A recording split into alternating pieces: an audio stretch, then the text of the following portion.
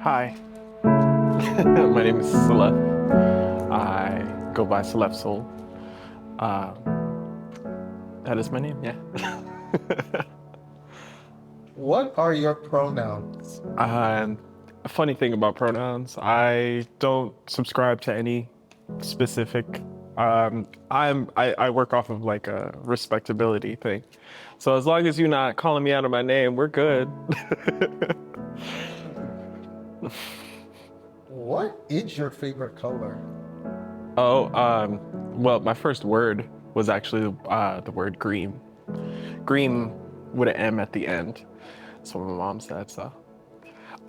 Green has been important to me. I love nature, and it represents healing the heart chakra, allowing yourself to process emotions that are just supposed to be processed. And nature can always help us through that. My favorite pastime is literally like finding myself in some kind of nature. Recently, I went over to a park and I hadn't been to one in a while, and I like found myself in this moment of silence, and I started tearing up. I didn't really have a reason. It was giving myself an opportunity to just release things that are too heavy to hold on to. And I think also another pastime I have is meeting people. I think every person on earth is a reflection of ourselves. And there's beautiful lessons that you can learn through the stories of others. My hair care routine is conditioner, babe. Conditioner and black castor oil. I don't have any black castor oil right now, but that's fine. We'll get there. Aussie conditioner is pretty good. I'm passionate about creativity, showing myself new ways of creativity, developing other people's creativity, seeing people in a space where they feel as though they are in the highest point of their creative potential is extremely valuable to me.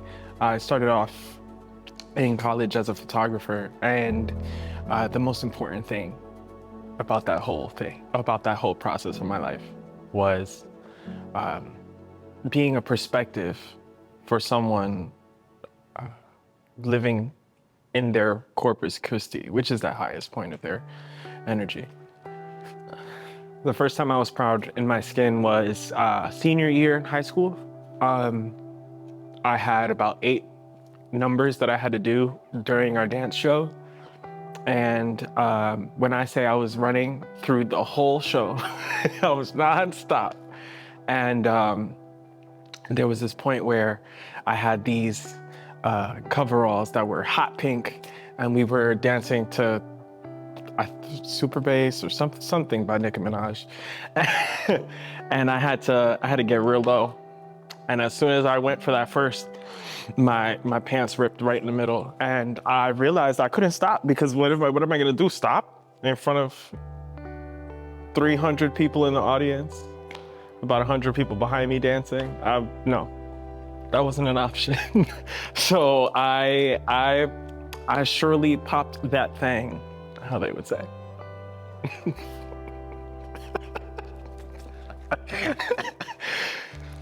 I had spent so long, after so long being so closed off. I was really shy. I started off high school, I looked like a young lesbian woman, but that's perfectly fine. Too much. Okay. What was the question? Was I?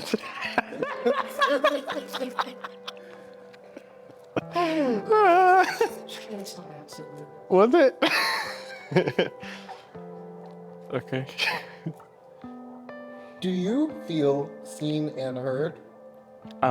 Yeah, I do feel seen and heard, but only in opportunities where I put myself in I do feel seen and heard, but only in situations where I allow myself to be. I've cut myself off from so many opportunities to be exactly who I needed to be, just because of the fact that I was concerned about how other people were thinking or how I thought about myself.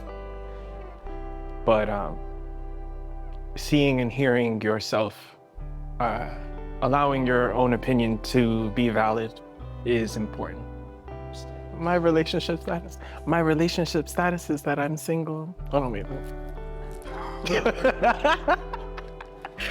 Yeah, I am single. Oh, my secret power? I can sew pretty well.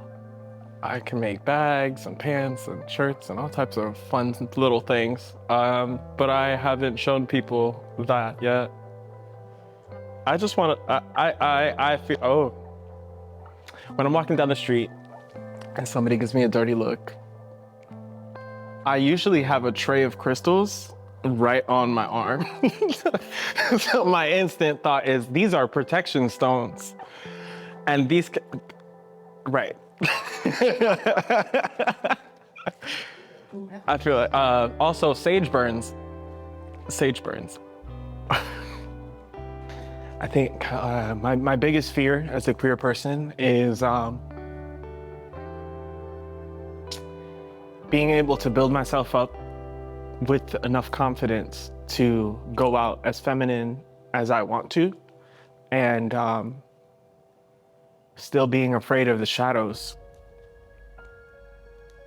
Not knowing whether I'm gonna make it to my destination because I felt like wearing a little bit too much pink, or maybe it's a little bit too much rainbow. Or it might not even be the colors I'm wearing, you know? It could just be the way that I'm walking. It could just be the fact that I have this hair, you know? But that's fine.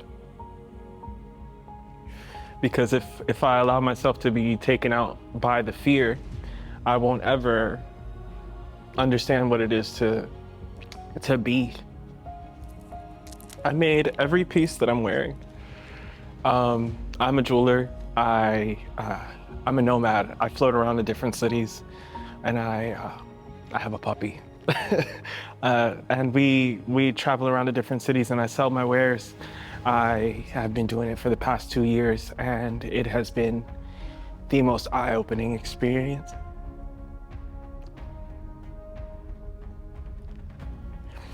This is a rose quartz. I haven't worn, this is a rose quartz. I haven't worn a big piece in a while, and I feel like this is giving me, this is just a physical reminder of the energy that I would like to manifest in my life.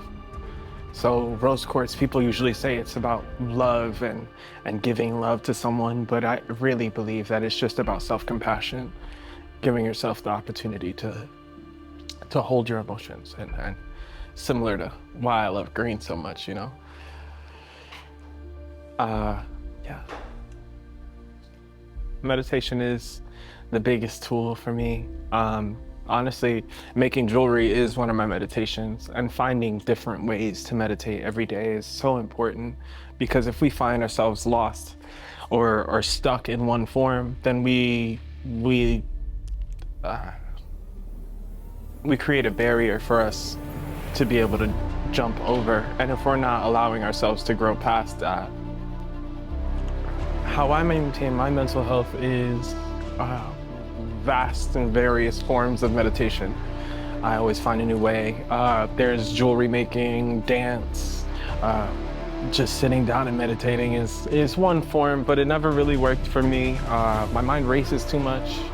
The doctor said I had ADHD or something like that. A little neurospicy never hurt nobody. But that just means that you have to learn how to navigate that, because it's an individualized process. It's an individualized. I think the biggest thing is honesty and transparency. Understanding where. Can you read the question one more time? How do you advocate to stop the stigma around HIV and AIDS? The way that I advocate to stop the stigma around HIV and AIDS is through honesty and transparency, and understanding the people around us have so much more than the afflictions that they have within their body. I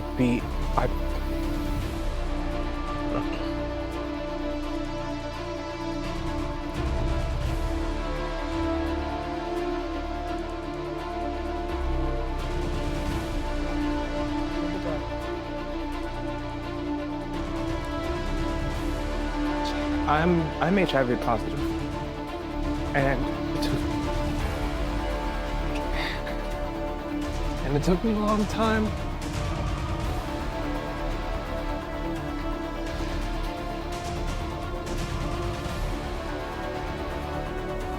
It took me a long time to understand how I was gonna tell my mom. And she found out because she found a bottle in my room. She brought it up to me, and I was mad. Because I didn't get the opportunity to bring it up to her myself. And I think the biggest problem that I had with it was the fact that I wanted to tell her. And it was the how. I wanted to tell her, but it was the how. It just never made sense to me, like, that I even would be a person that would end up in this situation. But I had to understand that regardless to this being a new factor, it's not where we were before. There's so many advancements in technology and medications that something that could have killed you in a week, people are thriving. Finding out you're positive, was it liberating or is it more difficult? Finding out, ooh. Yeah. Hey.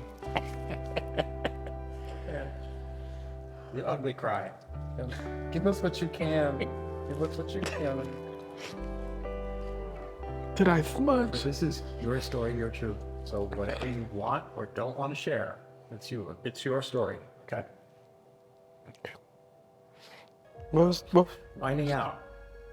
Some people find it the worst thing in the world. Some people find it liberating. Some people find a new purpose.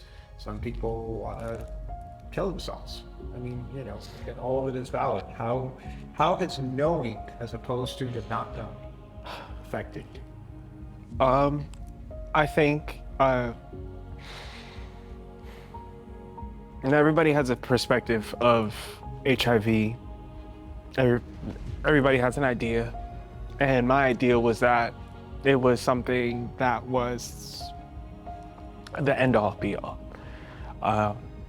For me, finding out that I was positive, it took all of the wind out of my sails.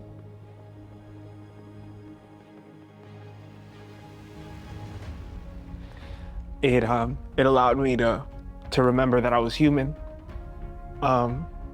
that we aren't these invincible creatures that won't ever fall. But that doesn't mean that just because you fell doesn't mean that you can't be risen. Just because you've fallen doesn't mean that you can't rise up again.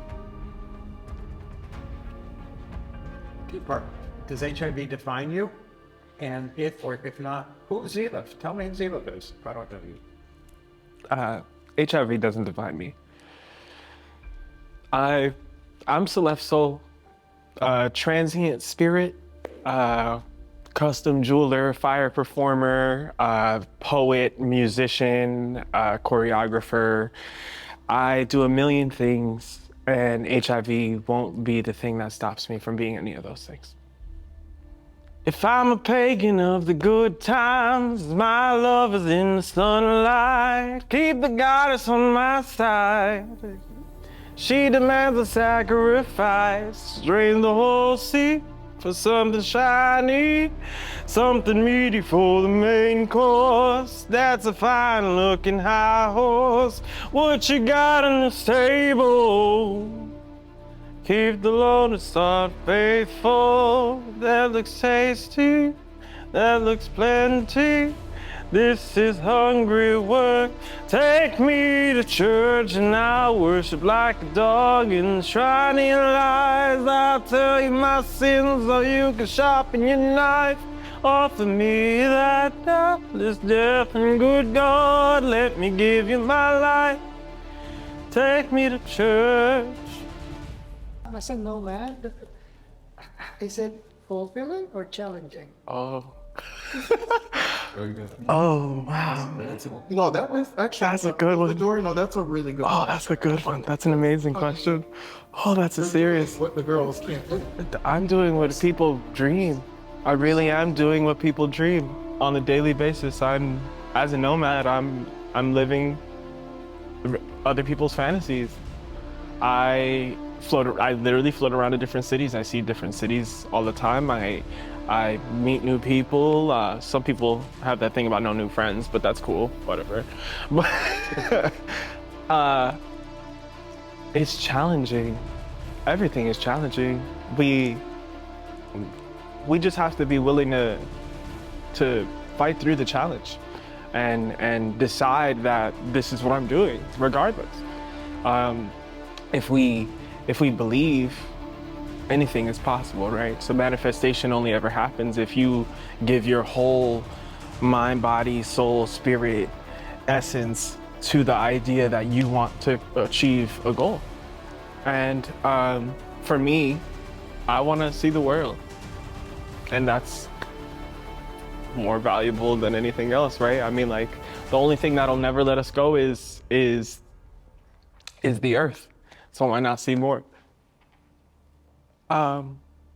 Advice that I would give to my younger self, it would be definitely to remember through all the second guessing, you always had it anyway.